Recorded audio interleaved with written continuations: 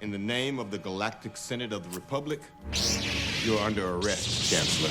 Are you threatening me, Master Jedi? The Senate will decide your fate. I am the Senate. Not yet.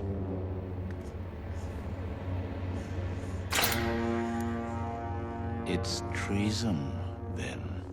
That is one of my favorite scenes of the Star Wars prequels. It represents the way Palpatine has manipulated the mechanisms of government to provide him with legal protection from the moral acts of the Jedi. Essentially, he's created a lose-lose situation for the Jedi Order, at least if we take his word. Legally, was arresting the Chancellor a treasonous act? We'll discuss that and more as we take a deep dive into the authority, both moral and legal, of the Jedi on today's Star Wars lore video.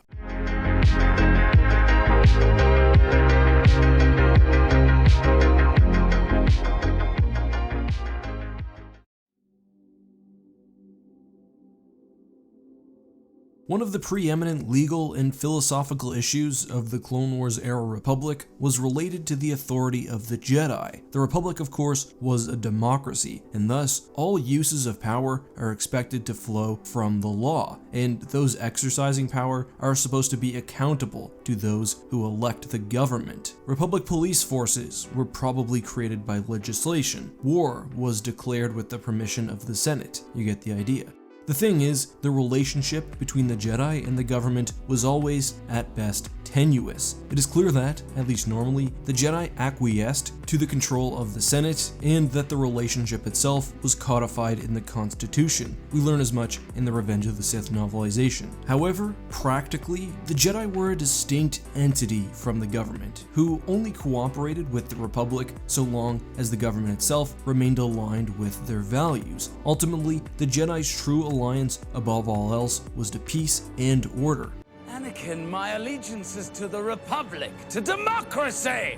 On that note, you can make a very strong argument that the Jedi should have removed themselves from the Republic upon being ordered to lead armies during the Clone Wars, or at the very least refused the order, but they had become too entangled with the government and were serving improperly as warriors. Still, the Jedi Order was powerful, its members unelected, and it was self-governed, such that it was not truly accountable to the citizens of the galaxy. On that point, the novelization also has the following very helpful quote from Yoda. Though nominally in command of the Council, the Senate may place him. The Jedi he cannot control. Moral, our authority has always been, much more than merely legal. Simply follow orders, Jedi do not. Then, later, but even disbanded, even without legal authority, still Jedi we would be. Jedi Knights served the Force long before there was a Galactic Republic, and serve it we will when this Republic is but dust. This divide between the moral and legal duties of the Jedi became far more pronounced with the passing of the Enhanced Security and Enforcement Act, which, as you may have picked up from the prior quotes, transferred authority of the Jedi from the Senate to the Chancellor himself, which is why Palpatine was able to order Anakin's appointment to the Council. So we've got some background. The Jedi were technically under the legal authority of the Chancellor, though morally they ultimately served democracy, peace, justice, and the Republic, so long as it furthered the former values. Even before the actual confrontation with Palpatine, the Jedi were more than willing to violate the letter of the law to uphold its spirit. After asked to spy on the Chancellor, which is certainly treasonous as it preferences the Jedi's interests against their mandate, we have the following exchange between Obi-Wan and Anakin in the novelization. Obi-Wan, that's treason. We are at war, Anakin. Obi-Wan looked thoroughly miserable. The Council is sworn to uphold the principles of the Republic through any means necessary. We have to, especially when the greatest enemy of those principles seems to be the Chancellor himself. Keep that in mind. The novelization takes it a step further, as Mace openly contemplates removing Palpatine from power in a Jedi-led coup in hopes of saving the Republic. The Republic is civilization, it's the only one we have. Mace looked deeply into Yoda's eyes, and into Obi-Wan's. We must be prepared for radical action. It is our duty. But, Obi-Wan protested numbly, you're talking about treason. I'm not afraid of words, Obi-Wan. If it's treason, then so be it. I would do this right now if I had the Council's support. The real treason would be the failure to act. we can't let public opinion stop us from doing what's right. So everyone who wanted to skip the Foundation stuff, welcome back. Eventually, Palpatine is revealed to be Sith, bringing us to the confrontation itself. A troop of Jedi confront and move to arrest the Sith Lord. Notably, they do so on a moral basis. Palpatine is being arrested because he is a Sith Lord, but as he rightly points out in the novelization, that's just a personal philosophy, and being a Sith is not technically against the law. Obviously, that doesn't stop the Jedi because they're basing their actions on morality. They're arresting him because he's evil. However, the argument could also be made that it's pretty obvious that the Sith Lord was controlling all events and orchestrated the Clone Wars in particular, which is obviously treasonous on his behalf. However, there's another problem at this point. Although the Jedi are legally servants of the Republic, at this point they derive their power from the office of the Chancellor, and by arresting Palpatine, they are betraying that power. Palpatine says as much, but Mace frankly doesn't care. Save your twisted words, my lord, there are no politicians here. Now, if I were a lawyer representing the Jedi in space court, my argument would be that although they violated the letter of the law, perhaps they did so to adhere to the constitutional principles which legitimized their power in the first place. Basically, allowing a Sith Lord to continue operating violates their greater duties to democracy.